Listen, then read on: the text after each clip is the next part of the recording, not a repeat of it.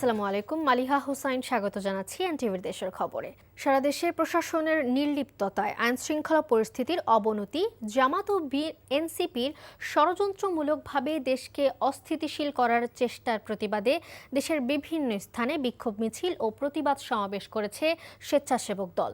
দুপুরে ময়মনসিংহ নগরীর বিএনপির কার্যালয়ের সামনে বিক্ষোভ মিছিল ও প্রতিবাদ সভা করেছে জেলা স্বেচ্ছাসেবক দল। এ সময় দক্ষিণ জেলা বিএনপির সদস্য সচিব রকুনুজ্জামান সরকার রণ বক্তব্য রাখেন। সুনামগঞ্জে কেন্দ্রীয় কর্মসূচির অংশ হিসেবে বিক্ষোভ মিছিল ও প্রতিবাদ সভা করেছে জেলা স্বেচ্ছাসেবক দল।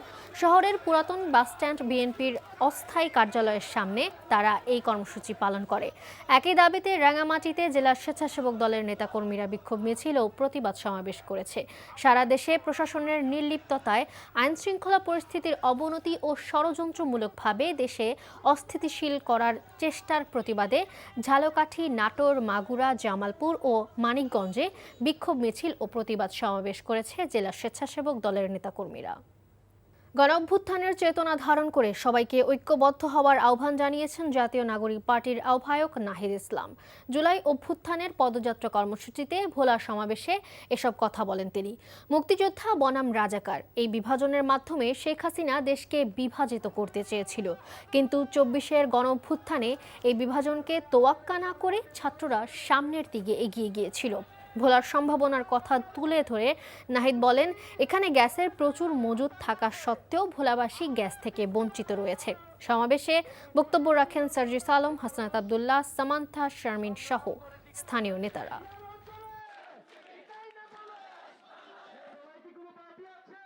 আজকের এই 15 জুলাই থেকে আমাদের এই আন্দোলন গণ অভ্যুত্থানের দিকে যাত্রা নিয়েছিল।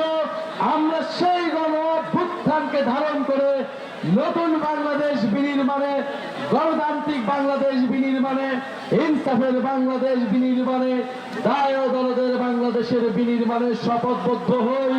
ভোলাবাসী কি শপথ নিচ্ছে? নতুন বাংলাদেশের জন্য শপথ হবে। জুলাই গণঅভ্যুত্থানে শহীদ ছাত্র জনতার স্মরণে নানা কর্মসূচি পালন করবে চট্টগ্রাম জেলা প্রশাসন ও সিটি কর্পোরেশন। দুপুরে চট্টগ্রাম সার্কিট হাউস মিলনায়তনে সংবাদ সম্মেলনে জুলাই পুনর্জাগরণের সবচেয়ে বড় কর্মসূচি ঘোষণা করেন জেলা প্রশাসক খালেদা খানম। বুধবার বিকেল থেকে জেলা স্টেডিয়ামে জুলাইয়ের গান চলচ্চিত্র প্রদর্শনী, ড্রোন শো অনুষ্ঠিত হবে। এতে ১১০০ ড্রোন উড়ানো হবে। এছাড়া চট্টগ্রামে 15টি জায়গায় শহীদদের জন্য মেমোরি স্ট্যান্ড স্থাপন করার কথা জানান জেলা প্রশাসক।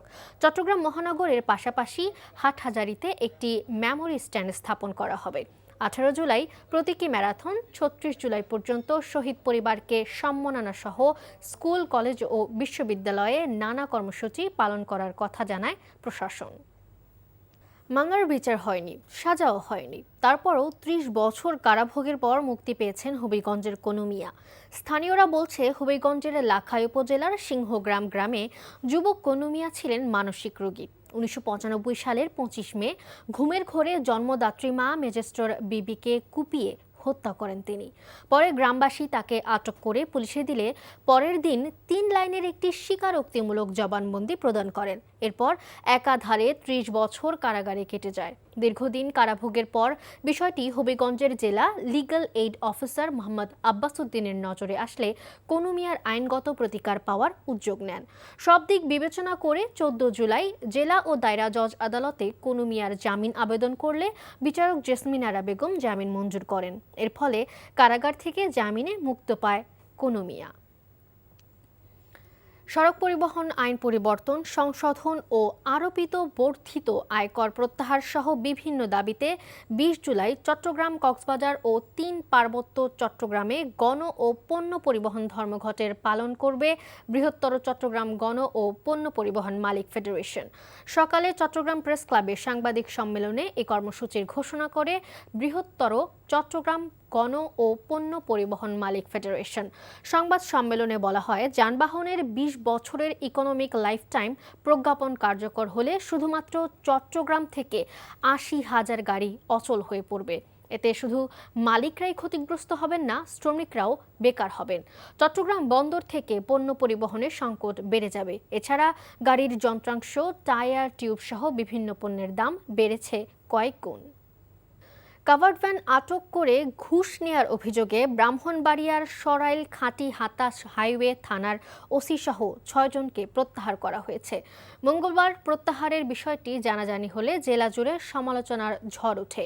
প্রত্যাহারকৃত পুলিশ সদস্যরা হলেন ওসি মামুন রহমান ও সহকারী উপপরিদর্শক বিপ্লব বড়ুয়া, কনস্টেবল মোহাম্মদ শাহাবুদ্দিন, মোহাম্মদ মোস্তো, সাকিবুল, মোহাম্মদ জহির মিয়া। গতকাল তাদের থানা থেকে প্রত্যাহার করে হাইওয়ে পুলিশের প্রজ্ঞা কুমিল্লা অঞ্চলের পুলিশ সুপারের কার্যালয়ে সংযুক্ত করা হয়। হাইওয়ে পুলিশ ও স্থানীয়রা জানায়, গত 3 জুলাই সিলেট থেকে ঢাকাগামী পণ্যবাহী একটি কাভার্ড ভ্যান আটক করেন মহাসড়কে কর্তব্যরত টহল পুলিশের সদস্যরা। পরে তারা অবৈধ পণ্য পরিবহনের অভিযোগ তুলে ওই কাভার্ড ভ্যান থেকে 80,000 টাকা হাতিয়ে নেন। এ নিয়ে গণমাধ্যমে সংবাদ প্রচার করা হয়। এরপর গতকাল ওই থানার ওসি সহ 6 জনকে তাৎক্ষণিক প্রত্যাহার করা হয়। টানা 3 দিনের বৃষ্টিতে বেনাপোল স্থলবন্দর ও কাস্টম হাউসে হাঁটু পরিমাণ পানি জমেছে।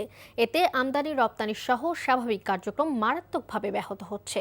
কাস্টম সার্ভারে কোনো কাজ না হওয়ার ফলে ব্যাহত হচ্ছে রাজস্ব আদায় সহ আমদানি রপ্তানি বাণিজ্য। অধিকাংশ কর্মকর্তাদের ভ্যান ও রিকশায় করে অফিস করতে হচ্ছে। বন্দরের বিভিন্ন ইয়ার্ড ও গুদামে হাঁটু পানি জমে থাকায় পণ্য খালাস ও পরিবহন কার্যক্রম বাধাগ্রস্ত হচ্ছে। ফলে কয়েকটি প্রবেশ গেট সাময়িকভাবে বন্ধ করে দিয়েছে কর্তৃপক্ষ। বেনাপোল কাস্টমস হাউসের অতিরিক্ত কমিশনার শরীফুল আলম জানান, জলাবদ্ধতার কারণে ব্যাহত হচ্ছে শুল্কায়ন ও মালামাল পরীক্ষণ কার্যক্রম। চাঁদপুর শহরের রেল সড়কের এক পাশে গড়ে ওঠা অবৈধ ব্যবসা প্রতিষ্ঠান উচ্ছেদ করেছে পৌরসভা কর্তৃপক্ষ। সকাল থেকে দুপুর পর্যন্ত পরিচালিত এই অভিযানে প্রধান সড়কের পাশের এবং রেলওয়ের জায়গায় গড়ে ওঠা 10টি দোকানপাট ও স্থাপনা সরিয়ে নেওয়া হয়। উচ্ছেদ কার্যক্রমে রেলওয়ে কর্তৃপক্ষ বাধা দিলে পৌরসভা কর্মকর্তা ও রেলওয়ে কর্মকর্তাদের মধ্যে বাকবিতণ্ডা এবং হট্টগোলের সৃষ্টি হয়। শেষ পর্যন্ত দ্রুততার সঙ্গে উচ্ছেদ অভিযান সম্পন্ন করা হয়।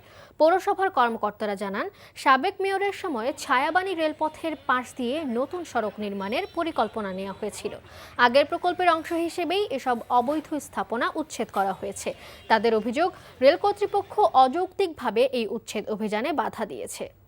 রাঙামাটির কাপ্তাইয়ে কর্ণফুলী পানি বিদ্যুৎ কেন্দ্রের উৎপাদন আরও বেড়েছে। কাপ্তাই হ্রদে পানি বৃদ্ধি পাওয়ায় বিদ্যুৎ কেন্দ্রের 5টি ইউনিট চালু রয়েছে। এর ফলে 218 মেগাওয়াট বিদ্যুৎ উৎপাদন হচ্ছে।